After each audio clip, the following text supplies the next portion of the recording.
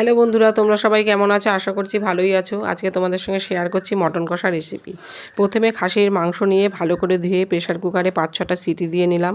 তারপরে পেঁয়াজ, আদা, রসুন, কাঁচা লঙ্কা মিক্সিতে ভালো করে পেস্ট করে নিলাম এবং ওভেনে একটি কড়াই বসিয়ে তার মধ্যে তেল দিয়ে আলুটাকে ভালো করে ভেজে নিয়ে ওই তেলের মধ্যে দারচিনি, এলাচ, লবঙ্গ, তেজপাতা ফোড়ন দিয়ে তার মধ্যে কুচনো পেঁয়াজ দিয়ে ভেজে তার মধ্যে রসুন, পেঁয়াজ, আদার যে পেস্টটা করে রেখেছিলাম সেটা দিয়ে দিলাম। তার মধ্যে হলুদ, নুন, কাশ্মীরি লঙ্কার গুঁড়ো দিয়ে ভালোভাবে কষিয়ে নিলাম।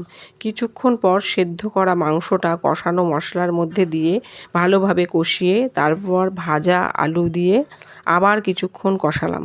কিছুক্ষণ কষানোর পর ফোটানো গরম জল ওই মাংস আলুর মধ্যে দিয়ে ভালোভাবে সেদ্ধ করে নিলেই মটন কষা রেসিপি রেডি। ভালো লাগলে লাইক, শেয়ার, কমেন্ট করতে ভুলো না, সাবস্ক্রাইব করতেও ভুলো না। টাটা।